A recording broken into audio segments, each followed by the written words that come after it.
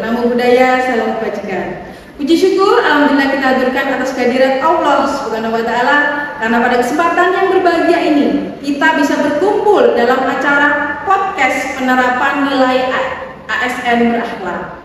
Ada pepatah lama mengatakan tak kenal maka tak sayang. Maka dari itu izinkanlah saya memperkenalkan diri. Saya Vita Nursitasari. Di sini kita akan menggali informasi pada narasumber kita.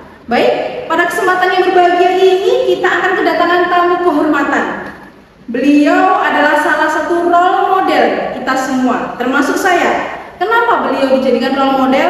Ya karena beliau adalah salah satu ASN teladan yang menerapkan nilai-nilai berakhlak. Baik, tidak usah menunggu lama, kita persilakan Bapak Willy Daniel Sinaga sebagai narasumber kita pada siang hari ini. Selamat siang Bapak Willy. Selamat siang Ibu kita. Bagaimana kabarnya Bapak? Kabar baik Ibu. Alhamdulillah, suatu kehormatan sekali bisa bertatap muka langsung dengan Bapak Willy. Baik Bapak, kita langsung saja soal penerapan nilai berakhlak ASN. Tolong dijelaskan Bapak Willy, Bapak di sini sebagai apa, bekerja di mana, biar teman-teman rekan-rekan kita semua tahu Bapak. Kami silakan. Saya ingin memperkenalkan diri Ibu. Perkenalkan, nama saya Willy Daniel Sinaga. Saya itu lahir di Tanah Jawa 17 Februari 2002.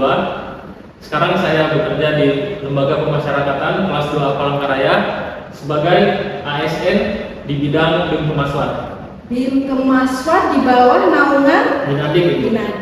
Baik Bapak. Untuk podcast kali ini mengusung tema penerapan nilai berakhlak. Sebenarnya berakhlak itu apa Bapak? Apa ada singkatan tersendiri? Untuk berakhlak itu sebenarnya singkatan Ibu. Oh iya.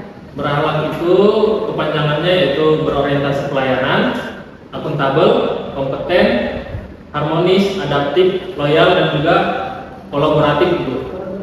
Baik. Tadi sudah ada beberapa tujuh kalau nggak salah Bapak. Tolong dijelaskan Bapak, berorientasi pelayanan yang bisa diterapkan Bapak dalam Bapak sebagai staf, posisinya staf BIM Kemaswan. Untuk penerapan nilai-nilai berakhlak seperti berorientasi pelayanan, saya sebagai staf BIM Kemaswan ini ya Ibu, saya itu selalu memberikan informasi yang jelas kepada setiap warga binaan dan juga kepada masyarakat atau keluarga dari setiap warga binaan tentang pemenuhan hak-hak mereka sebagai warga binaan, seperti integrasi, pemenuhan layanan kesehatan bagi mereka, dan juga pemenuhan kebutuhan pokok lainnya. Oh iya Pak. Kemudian tadi selain berorientasi pelayanan ada itu akuntabel ya Bapak ya? Ya, akuntabel itu bisa dijelaskan Bapak penerapannya seperti apa? Untuk penerapan akuntabel itu, saya sebagai staf di Kemaswan, saya itu selalu melaksanakan tugas sesuai dengan prosedur Ibu. Ya. Saya selalu memastikan keakuratan setiap data, setiap usulan dari integrasi mereka, ataupun dokumen-dokumen lain yang berhubungan dengan warga binaan. Iya Bapak. Sangat ini ya, cakupan dari Binadik itu cukup luas ya Bapak ya? Cukup luas Ibu. Cukup luas. Baik, untuk pertanyaan terakhir Bapak, kompeten. Nah, Ya. apa yang Bapak terapkan dari kompeten ini?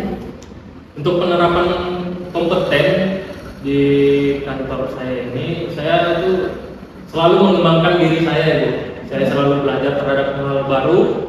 Saya juga ikut aktif dalam pelatihan-pelatihan yang berhubungan dengan tupoksi saya sendiri.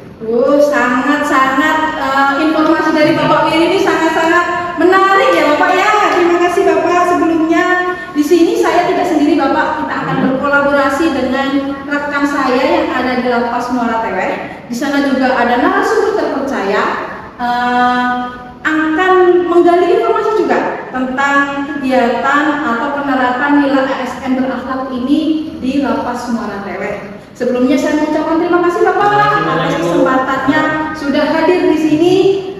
Terima kasih semuanya. Di sini saya akan langsung serahkan kepada rekan saya yaitu dari Lapas Muara Teweh. Waktu dan tempat kami persilahkan. Terima kasih kepada saudara kita yang ada di Palangkaraya. Saya di sini Asjad Akbar akan memberikan podcast lanjutan bersama dengan. Ya, terima kasih untuk saudara Asjad yang sebagai host pada podcast ini. Sebelum saya memperkenalkan diri, saya tadi menonton podcast dari saudara Willy dan saudari Vita di Lapas Kelas 2A Palangkaraya. Mereka menjelaskan tentang berakhlak di Lapas Kelas 2A Palangkaraya. Dan kami dengan Asyad nanti akan melanjutkan tentang berakhlak di Lapas Kelas 2B Muara Tebet. Perkenalkan, nama saya Anggito Bimanyu, biasa dipanggil Anggito. Jabatan saya penjaga tahanan dan saya ditempatkan di bidang staf KPLP. Terima kasih Pak Anggito atas perkenalannya.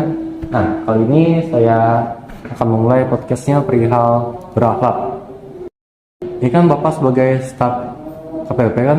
Nah, di Lapas Muara Tebet gimana sih untuk bagian pelayanan itu agar tetap aman dan tetap ramah gitu?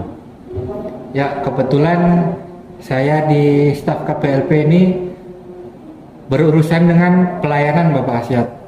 Saya di pelayanan sebagai menerima kunjungan. Nah, di Lapas Kelas 2B Muara Tebet ini kunjungan dari Senin sampai dengan Sabtu tetap berjalan Pak Asyad. Kami dibedakan Senin, Rabu dengan Sabtu itu untuk narapidana, Selasa dengan Kamis hanya untuk tahanan Bapak Asyad. Nah, untuk Jumat khusus titipan barang dan makanan saja. Untuk keamanannya kita ada X-ray barang terlarang. Jadi untuk barang-barang terlarang dapat terlihat di sana Bapak Asyad. Dan untuk geledah badan kita banyak petugas yang geledah badan secara SOP Pak Asyad. Iya, bentar. Nah, itu kan tadi kan untuk bagian pelayanan Pak.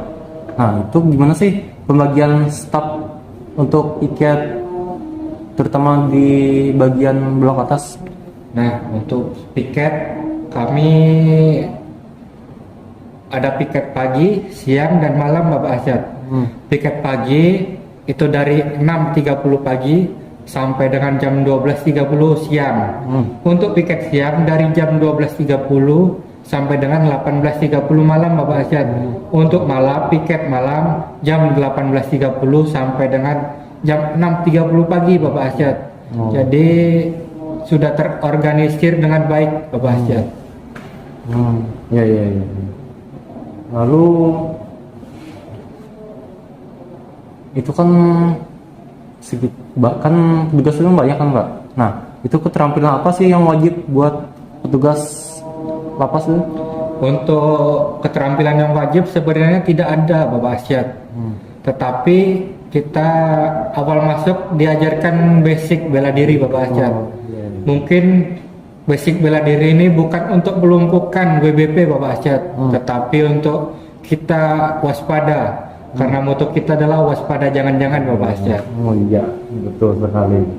Nah, ini kan juga banyak ya. Sekitar berapa sih Pak WBP di atas? Untuk WBP sekarang 307. Nah, ini tadi saya barusan podcast agak lambat dikarenakan terdapat 7 tahanan baru Bapak Asyad. Iya. Nah, itu gimana sih Pak? Kan 300 orang tuh di atas. Gimana tuh caranya tetap harmonis gitu di atas sih? Nah, kita tidak boleh membeda-bedakan suku, ras, dan agama Bapak Asyad. Kita tetap harus siapapun yang bertanya atau butuh bimbingan atau butuh jawaban, semua kita jawab Bapak Asyad. Jangan membeda-bedakan, itu yang mengakibatkan perselisihan antar BBP Bapak Asyad. Oh iya, yang bisa kelahi kan? Iya. Nah, ini kan Bapak ini berapa lama sudah Pak bekerja sebagai sipir ya? Nah, sudah bekerja selama 1 tahun Bapak Asyad. Masa orientasi mungkin agak terhambat untuk pelantikan menuju PNS Bapak Asyad. Sudah setahun ya Pak? Sudah setahun lebih lah. Iya. Nah, itu apa sih motivasi Bapak ya untuk tetap kerja di sini ya? Motivasi utama mungkin jelas keluarga Bapak Asyad. Iya. Kita butuh keluarga yang untuk dihidupin. Jadi motivasi utama kita keluarga, dan juga kita harus kita sudah berjanji untuk mengabdi kepada negara Bapak Asyad. Jadi iya. kita harus loyal dengan instansi ini Bapak Asyad. Iya, iya. Betul ya. Ini kan banyak nih Pak yang orang-orang di atas kan BBP. Nah itu gimana sih Pak ngedatanya tuh? Ada nggak kayak aplikasi buat ngebantu ya? Nah, kebetulan di Kemen IMIPAS ini ada namanya aplikasi SDP Bapak Asyad. Iya, iya. Itu untuk mengakses tahanan narapidana yang berada di dalam lapas Bapak Asyad. Itu semua ada data-datanya di komputer di aplikasi SDP Bapak Asyad. Namanya sudah digital semua ya Pak? Sekarang sudah beradaptasi dengan digital semua Bapak Asyad. Nah, iya, iya. Nah itu tadi saya ada lihat tuh, ada mereka kejaksaan dari datang. Nah itu tuh apa aja sih yang kolaborasi antar pihak itu? Nah, kita harus berkolaborasi antar pihak Bapak Asyad. Dari kejaksaan datang untuk mengantarkan tahanan baru kepada kami harus selektif dalam memilahnya supaya tidak ada perselisihan antar instansi Bapak Asyad. Nah, selain ke kejaksaan, kita juga sering kolaborasi dengan polisi, dengan tentara Bapak Asyad. Nah, kan Bapak Asyad sering juga mengantar surat yang saya titipkan Bapak Asyad untuk mengantar ke polisi dengan ke tentara. Kita kolaborasi tentang untuk razia di Blok Hunian Bapak Asyad biasanya. Betul. Iya. Kayaknya sudah semua ya, semua poin-poin berakhlak itu sudah kerja semua. Poin berakhlak kami sudah cukup untuk perkenalan poin berakhlak di lapas kelas 2 B Meratewe ini sepertinya. Terima kasih Pak Anggito atas kehadiran di sini dan juga rekan-rekan kami yang ada di Palangkaraya. Saya Asyad. Saya Anggito. Sekian, terima kasih.